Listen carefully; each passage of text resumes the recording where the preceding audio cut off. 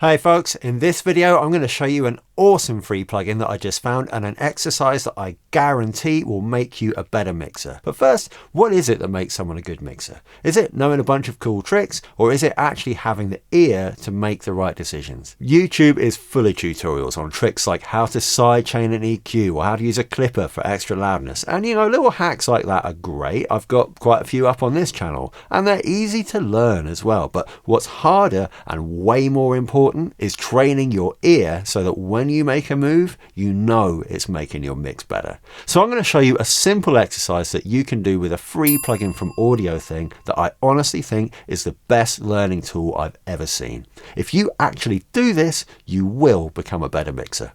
Let's jump in. Okay, so for this video, I just pulled up the session from an old tutorial video. I did this a year or so ago. It's about how to make a track in the style of Future Islands, a kind of synth pop thing. The plugin I'm going to show you today is an EQ, and I felt like this session had a lot of the elements that would be useful for demonstrating a plugin like that. And when you're looking at an EQ for the first time, a great place to start is the lead vocal. So here's the vocal with all of the EQs bypassed. There is a side of me that no one ever sees, and if I let it out, it might take over me.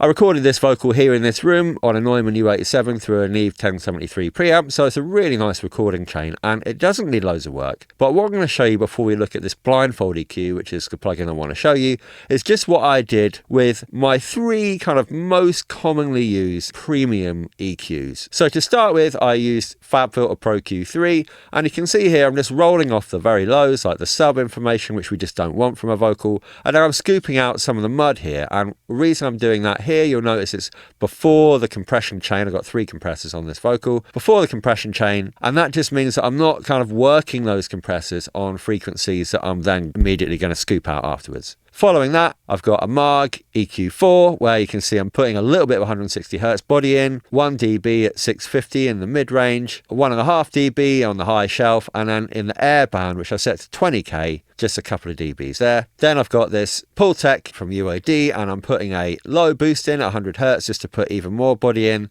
Then I'm doing the Pultec high shelf trick, which is a boost and a cut at the same 8k frequency, which just gives it that kind of smooth high shelf without kind of adding harshness at the same time. So here's that vocal with those EQs in place. There is a side of me that no one ever sees, and if I let it out, it might take over me. Just kind of thinning it out a bit, adding a little bit of a smoother kind of high end there, really is what I'm doing with those EQs. But what I want to show you now is the result that I got after playing around for 10 minutes or so with this Blindfold EQ, which is the plugin I'm going to show you in a second. And considering this is a free plugin and this is one EQ doing the work of three premium plugins, I was quite impressed with the result that I came out with. There is a side of me that no one ever sees, and if I let it out, it might take over me.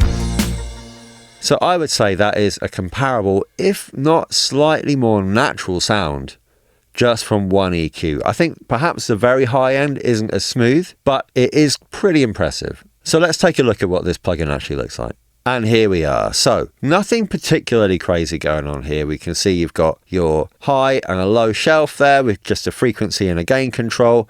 Then for the low mid and high mid, you've got a frequency, a gain, and also a Q, which will allow you to make that sort of bell curve wider or narrower, depending on whether you want like a little notch or a big wide boost or cut. There's in and out buttons for each band. And then there's a soft clipper here, which is an unusual but welcome addition. And this analog button, which just adds a little bit of saturation there. So what is it about this plugin that makes it so special? Well, you may have noticed that none of these controls have any labeling on them whatsoever. There's nothing around the frequency knob, so you can't tell what frequency you're working on, and there's no labeling at all on the gain pot, so you don't actually know how much you're cutting or boosting by. So if you're thinking that this looks like a bit of a handicap, then you are absolutely right. It is. But if you ask me, this is a really, really good thing, because when you work with this plugin, and I'm going to show you in a minute how I worked with this plugin to get those results on that vocal, you have no choice but but to actually really, really listen to what you're doing. And it completely wipes aside any kind of autopilot. So rather than thinking, oh yeah, it's a vocal, so I'm going to want some air on it, so I'm going to get a high shelf at like 12k and boost that, then I'm going to scoop out the mud at sort of 400 hertz because that's where the mud always is. You can't just do that because there's no labeling on the pot. So you actually have to go in there, think about what you're doing, and really, really listen. And if you are learning how to mix, or you've been doing it for a while and you might have fallen into some bad habits, this is an absolute game changer. Now, I've got some great ideas for exercises that you could use this EQ for. It will really, really help you up your mixing game. And in a second, I'm going to show you how I work with it to get that vocal sound. But first, if you're finding this video useful, then please do like and subscribe. I put out a new video every week, and your support really, really helps me keep this channel going. Also, if you're trying to work on your EQ and you're not quite sure where to start with various different sounds, there's a link in the description of this video to my free EQ cheat sheet, which has got a starter's guide to EQing most of the common sounds that you find in any mix. Alright, so to demonstrate what this EQ is actually like to work with, I'm just going to reset all the controls, which is just a double click, and we'll get to work. So just play the loop, and we'll start off by looking at the high shelf. There is a side of me that no one ever sees. So, and if I let it out, can hear that's definitely it might take over me. Tickling the high end there. There is a side of me. So that feels like a lot of boost.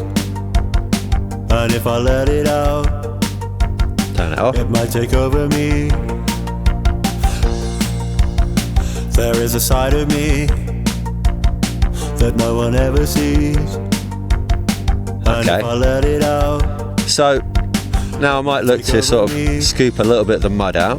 There is a side of me. So I'm just going to put a boost here. That no one ever sees. Sweep around with this. Let's work out. If I let it out, so is that? It might take over me. There is a side of me. So that's narrower on the right. That no one ever sees. And that's a wide band. And if I let it out, it might take over me. There is a side of me that no one ever sees. So there's some mud there, I reckon. If I let it out, so I'll pull this down into a cut. It might take over me. There is a side of me. Now what about if I want to boost some of the body? No one ever sees.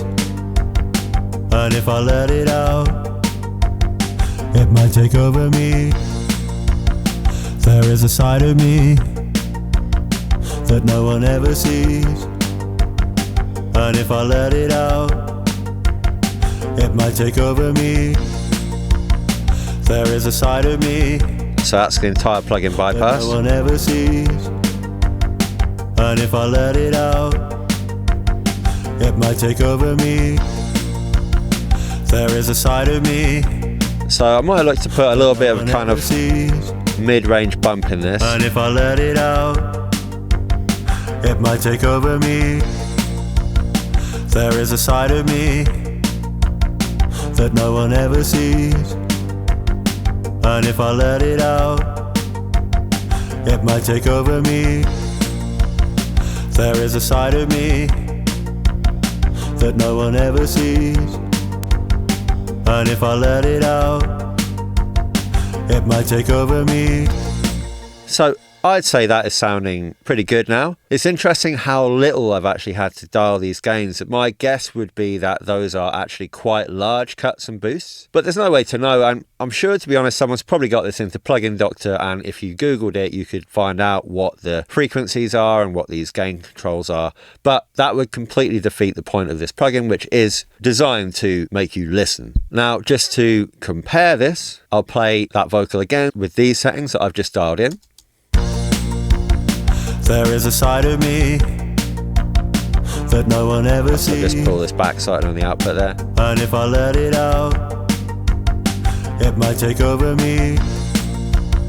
There is a side of me that no one ever sees.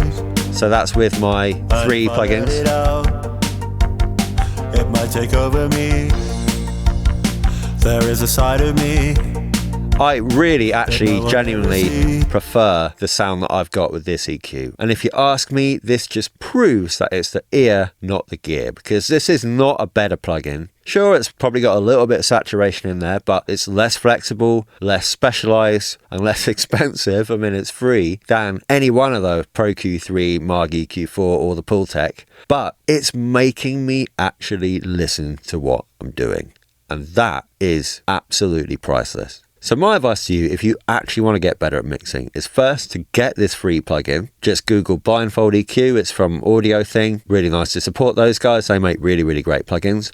And then there's a couple of things you can do. If you can handle it, just start using this as your only EQ. Start mixing tracks with that on every track. And yes, it'll be hard. Yes, it'll take longer. Yes, it'll be awkward and you'll probably get a headache. But I can absolutely guarantee that if you start doing that after a couple of tracks, you have a better idea of how you want things to sound. You'll have a better ear, you'll be better at listening, and you'll be more intentional about what you're actually trying to do with your EQs. Now, you might want to supplement this, because if there's one complaint I have about this plugin is that it doesn't have a low frequency roll off, and especially if you're trying to like boost the low end, you might not want those sub frequencies coming up. So you absolutely could pair this, and probably would pair this, you know, like the kind of surgical digital EQ like Pro Q3 or your stock EQ from your DAW is always a great combination with an analog style EQ like this one. Now, if that sounds like a bit more than you can handle, then another way that you could work with this in a slightly less kind of punishing way would be to start throwing this into projects and just make use of it once in every mix that you do. So, for example, do your mix how you normally would, and then just take one main element. It could be your bass, it could be your lead vocal, it could be your drum bus, and instead of using other EQs on that one important element, just use the Blindfold EQ. And I guarantee that if you start doing that, it's going to really, really feed into your mixes and you will definitely become a better mixer.